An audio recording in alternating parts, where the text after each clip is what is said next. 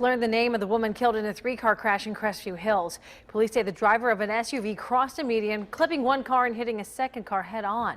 The driver in that second car, Marianne Gerla, died at the scene.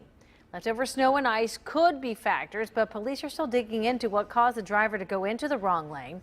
This did happen near Turkey Foot Road and College Park Drive.